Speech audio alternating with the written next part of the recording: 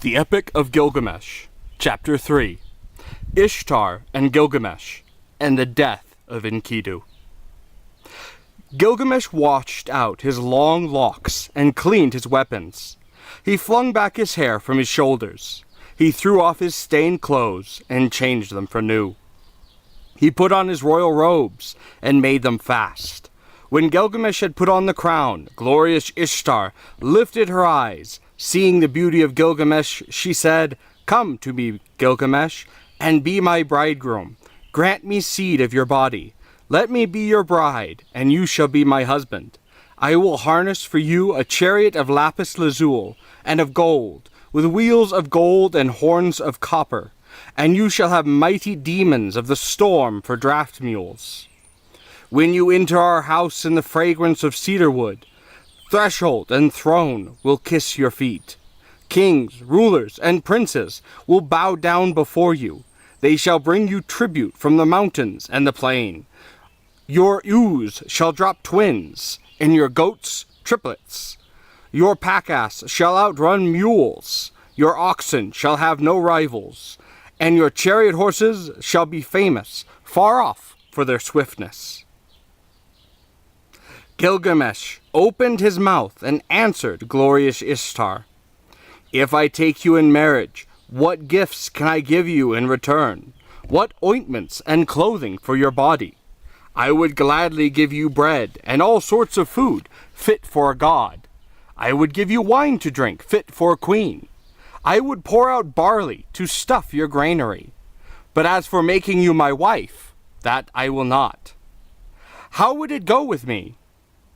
Your lovers have found you like a brazier which smolders in the cold, a back door which keeps out neither squall of wind nor storm, a castle which crushes the garrison, pitch that blackens the bearer, a waterskin that chafes the carrier, a stone which falls from the parapet, and a battering ram turned back from the enemy, a sandal that trips the wearer. Which of your lovers did you ever love forever? What shepherd of yours has pleased you for all time? Listen to me while I tell you a tale of lovers. There was Tammuz, the lover of your youth, for whom you decreed wailing year after year. You loved the many-colored roller, but still you struck and broke his wing. Now in the grove he sits and cries, "Kapi, Kapi, my wing, my wing." You have loved the lion, tremendous in strength. 7 pits you dug for him, and 7.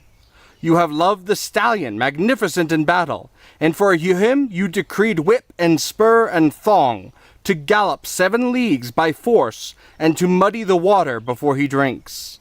And for his mother, Selili, lamentations. You have loved the shepherd of the flock. You made mule cake for your day after day. He killed kids for your sake. You struck him and turned him into a wolf. Now his own herd boys chase him away. His own hounds worry his flanks. And did you not love Ishulan, the gardener of your father's palm grove? He brought you baskets filled with dates without end. Every day he loaded your table. Then you turned your eyes on him and said, "Dearest Ishulana, come here to me. Let us enjoy your manhood. Come forward and take me. I am yours." Ishulana answered, "What are you asking from me? My mother has baked and I have eaten. Why should I come to such as you for food that is tainted and rotten? For when was a screen of rushes sufficient protection from frosts?" But then you had heard his answer, you struck him. He was changed to a blind mole deep in the earth, one whose desire is always beyond his reach. And if you and I should be lovers, should not I be served in the same fashion as all those whom you loved once? When Ishtar heard this, she fell into a bitter rage. She went up to high heaven. Her tears poured down in front of her father Anu, and Antum, her mother. She said, "My father, Gilgamesh has heaped insults on me. He has told over all my abominable behavior, my foul and hideous acts." Anu opened his mouth and said, "Are you a father of gods? Do not quarrel with Gilgamesh the king. So now he has related your abominable behavior, your foul and hideous acts." Ishtar opened her mouth again and said, "My father, give me the bowl of heaven to destroy Gilgamesh. Fill Gilgamesh, I say, with arrogance to his destruction.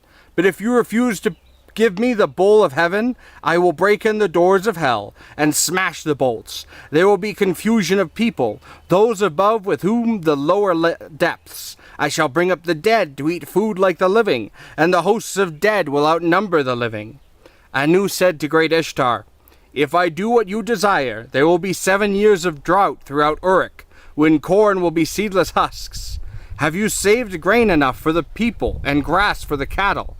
Ishtar replied, I have saved grain for the people, grass for the castle. For 7 years of seedless husks there is grain, and there is grass enough. When Anu heard what Ishtar had said, he gave her the bowl of heaven, to lead by the halter down to Uruk. When they reached the gates of Uruk, the bull went to the river. With his first snort, cracked open the earth, and 100 young men fell down to death. With his second snort, cracks open, and 200 fell down to death. With his third snort, cracks open, Enkidu doubled over, but instantly recovered. He dodged aside, and leapt on the bull, and seized it by the horns. The bowl of heaven foamed in his face. It brushed him with the thick of his tail. Enkidu cried to Gilgamesh, my friend, we boasted that we would leave enduring names behind us. Now thrust in your sword between the nape and the horns. So Gilgamesh followed the bowl. He seized the thick of its tail. He thrust the sword between the nape and the horns, and slew the bull. When they had killed the bowl of heaven, they cut out its heart and gave it to Shamash, and the brothers rested. But Ishtar rose up and mounted the great wall of Uruk. She sprang onto the tower and uttered a curse. Woe to Gilgamesh, for he has scorned me in killing the bull of heaven. When Enkidu heard these words, he tore out the bull's right thigh and tossed it in her face, saying, if I could lay my hands on you, it is this I should do to you, and lash the entrails to your side. Then Ishtar called together her people, the dancing and singing girls, the prostitutes of the temple, the courtesans. Over the thigh of the bull of heaven she set up lamentation. But Gilgamesh called the smiths and the armorers, all of them together. They admired the immensity of the horns. They were plated with lapis lazuli, 2 fingers thick. They were 30 pounds each in weight, and their capacity in oil was 6 measures, which he gave to his guardian god, Lugalbanda. But he carried the horns into the palace and hung them on the wall. When they washed their hands in Euphrates, they embraced each other and went away. They drove through the streets of Uruk, where the heroes were gathered to see them, and Gilgamesh called to the singing girls, who is most glorious of the heroes? Who is most eminent among men? Gilgamesh is the most glorious of heroes. Gilgamesh is the most eminent among men. And now there was feasting and celebrations and joy in the palace, till the heroes lay down, saying, now we will rest for the night. When the daylight came, Enkidu got up and cried to Gilgamesh, O my brother, such a dream I had last night. Anu, Enlil, Ea, and heavy Shamash took counsel together. And Anu said to Enlil, because they have killed the bull of heaven, and because they have killed Humbaba, who guarded the cedar mountain, one of the 2 must die. Then glorious Shamash answered the hero Enlil, it was by your command they killed the bull of heaven, and killed Humbaba. And must Enkidu die, although innocent? Enlil flung around in rage at glorious Shamash. You dare to say this? You who went about with them every day like one of themselves? So Enkidu lay stretched out before Gilgamesh. His tears ran down in streams, and he said to Gilgamesh, O my brother, so dear as you are to me, brother, yet they will take me from you. Again he said, I must sit down on the threshold of the dead, and never again will I see my brother with my eyes. While Enkidu lay alone in his sickness, he cursed the gate as though it was living flesh. You there, wood of the gate, dull and insensible, witless! I searched you for over 20 leagues until I saw the towering cedar. There is no wood like you in our land, 72 cubits high and 24 wide. The pivot and the ferrule and the jambs are perfect.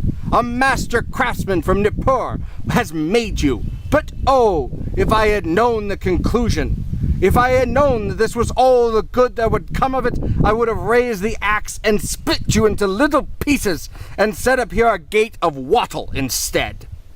Oh, if only some future king had brought you here, or some god had fashioned you. Let him obliterate my name and write his own, and a curse fall on him instead of on Enkidu."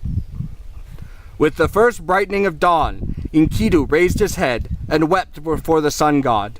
In the brilliance of the sunlight, his tears streamed down. "Sun god, I beseech you, about the vile trapper, that trapper of nothing, because of whom I was to catch less than my comrade. Let him catch least, make his game scarce, make him feeble, taking the smaller of every share. Let his quarry escape from his nets." When he had cursed the trapper to his heart content, he turned on the harlot. He was roused to curse her also. "As for you, woman, with a great curse I curse you. I will promise you a destiny to all eternity. My curse will come on you soon and sudden. You will be without a roof for your commerce, and you shall not keep house with other girls in the tavern, but do your business in places fouled by the vomit of the drunkard. Your hire will be potter's earth. Your thievings will be flung onto the hovel. You will sit at the crossroads in the dust of the potter's quarrel. You will make your bed on the dunghill at night, and by day take your stand in the wall's shadow. Brambles and thorns will tear your feet, the drunk and the dry will strike your cheek, and your mouth will ache. Let you be stripped of your purple dyes, for I too once in the wilderness, with my wife, had all the treasure I wished." When Shamash heard the words of Enkidu, he called to him from heaven, "Enkidu, why are you cursing the woman, the mistress who taught you to eat bread fit for gods, and drink wine of kings? She who put you upon a magnificent garment. Did she not give you glorious Gilgamesh for your companion? And has not Gilgamesh, your own brother, made you rest on a royal bed and recline on a couch at his left hand? He has made the princes of the earth kiss your feet. And now all the people of Uruk lament and wail over you. And when you are dead, he will let his hair grow long for your sake. He will wear a lion's pelt and wander through the desert." When Enkidu heard glorious Shamash, his angry heart grew quiet. He called back the curse and said, "Woman, I promise you another destiny. The mouth which cursed you shall bless you. Kings, princes, and nobles shall adore you. On your account, a man through 12 miles off will clap his hand to his thigh, and his hair will twitch. For he will undo his belt and open his treasure, and you shall have your desire. Lapis lazuli, gold, and carnella from the heap in the treasury. A ring for your hand, and a robe shall be yours. The priest will lead you into the presence of the gods.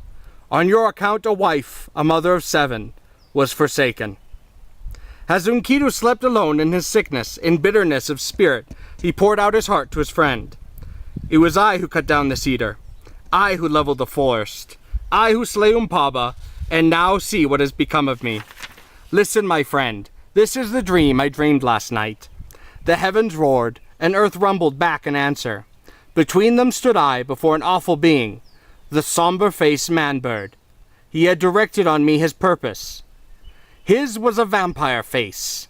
His foot was a lion's foot. His hand was an eagle's talon. He fell on me, and his claws were in my hair. He held me fast, and I smothered. And he transformed me, so that my arms became wings covered with feathers. He turned his stare towards me, and he led me away to the palace of Ukala, the queen of darkness, to the house from which none who enter ever return, down the road from which there is no coming back. There is the house whose people sit in darkness. Dust is their food, and clay their meat. They are clothed like birds with wings for covering. They see no light. They sit in darkness. I entered the house of dust, and I saw the kings of the earth, their crowns put away forever, rulers and princes, all those who once were kingly crowns, and ruled in the world in the days of old. They who stood in the palace of the gods like Anu and Enlil, stood now like servants to fetch baked meats in the house of dust, to carry cooked meat and cold water from the waterskin. In the house of dust which I entered were high priests and acolytes, priests of the incantation and of ecstasy. There were servers of the temple, And there was Etana, the king of Kish, who the eagle carried to heaven in the days of old. I also saw Samakun, god of cattle, and there was Iskil, the queen of the underworld, and Bilit Sheri squatted in front of her, she who is recorder of the gods and keeps the book of death. She held a tablet from which she read. She raised her head, saw me, and spoke, "Who has brought this one here?" Then I awoke like a man drained of blood, who wanders alone in the wastes of rushes, like one whom the bailiff has seized, and his heart pounds with terror. Gilgamesh had peeled off his clothes. He listened to his words, and he wept quick tears. Gilgamesh listened, and his tears flowed. He opened his mouth and spoke to Enkidu. "Who is there in strong-willed Uruk who has wisdom like this? Strange things have been spoken. Why does your heart speak strangely? The dream was marvelous, but the terror was great. We must treasure the dream, whatever the terror, for the dream has shown that misery comes at last to the healthy man. In the end of life is sorrow." And Gilgamesh lamented, "Now I will pray to the great gods, for my friend had an ominous dream." This day on which Enkidu dreamed came to an end, and he lay stricken with sickness. One whole day he lay on his bed, and his suffering increased. He said to Gilgamesh, the friend on whose account he had left the wilderness, "Once I ran for you, for the water of life, and now I have nothing." A second day he lay on his bed, and Gilgamesh watched over him, but the sickness increased. A third day he lay on his bed. He called out to Gilgamesh, rousing him up. Now he was weak, and his eyes were blind with weeping. 10 days he lay, and his suffering increased. 11 and 12 days he laid on his bed of pain. Then he called to Gilgamesh, "My friend, the great goddess cursed me, and I must die in shame. I shall not die like a man fallen in battle. I feared to fall, but happy is the man who falls in battle, for I must die in shame." And Gilgamesh wept over Enkidu. With the first light of dawn he raised his voice and said to the counselors of Uruk, "Hear me, great ones of Uruk, I weep for Enkidu my friend. Bitterly moaning like a woman mourning, I weep for my brother. O Enkidu, my brother! You were the axe at my side, my hand's strength, the sword in my belt, the shield before me. A glorious robe, my fairest ornament, an evil fate has robbed me. My wild ass and the gazelle, that were father and mother, all long-tailed creatures that nourished you, weep for you. All the wild things of the plain and pastures, the past that you loved in the forest of cedars, night and day murmur. Let the great ones of strong-walled Uruk weep for you. Let the fingers of blessing be stretched out in mourning. Enkidu, younger brother, hark! There is an echo through all the country, like a mother mourning. Weep all the paths where we walked together, and the beast we hunted, the bear, the hyena, tiger and panther, leopard and lion, the stag and the ibex, the bull and the doe, the river along whose banks we used to walk, weeps for you. Allah of Elim and dear Euphrates, where once we drew water for the waterskins, the mountain we climbed where we slew the watchman, weeps for you. The warriors of strong-willed Uruk, where the bull of heaven was killed, weep for you. All the people of Eridu weep for you, Enkidu. Those who brought grain for your eating mourn for you now. Who rubbed oil on your back mourn for you now. Who poured beer for your drinking mourn for you now. The harlot who anointed you with fragrant ornament laments for you now. The women of the palace who brought you a wife, a chosen ring of good advice, lament for you now. And the young men, your brothers, as though they were women, go long-haired and mourning. What is this sleep which holds you now? You are lost in the dark and cannot hear me. He touched his heart, but it did not beat, nor did he lift his eyes again. When Gilgamesh touched his heart, it did not beat. So Gilgamesh laid a veil, as one veils the bride over his friend. He began to rage like a lion, like a lioness robbed of her whelps. This way and that he paced around the bed. He tore out his hair and strew it around. He dragged off his splendid robes and flung them down as though they were abominations. In the first light of dawn, Gilgamesh cried out, "I made you rest on a royal bed. You reclined on a couch at my left hand. The princes of the earth kissed your feet. I will cause all the people of Uruk to weep over you and raise the dirge of the dead. The joyful people will stoop with sorrow, and when you have gone to the earth, I will let my hair grow long for your sake. I will wander through the wilderness in the skin of a lion." The next day also, in the first light, Gilgamesh lamented. 7 days and 7 nights he wept for Enkidu, until the worm fastened on him. Only then he gave him up to the earth, for the Anunnaki, the judges, had seized him. Then Gilgamesh issued a proclamation throughout the land. He summoned them all, the coppersmiths, the goldsmiths, the stone workers, and commanded them, "Make a statue of my friend." The statue was fashioned with great weight of lapis lazuli for the breast, and of gold for the body. A table of hard wood was set out, and on it a bowl of carnelian filled with honey, and a bowl of lapis lazuli filled with butter. These he exposed and offered to the sun, and weeping, he went away.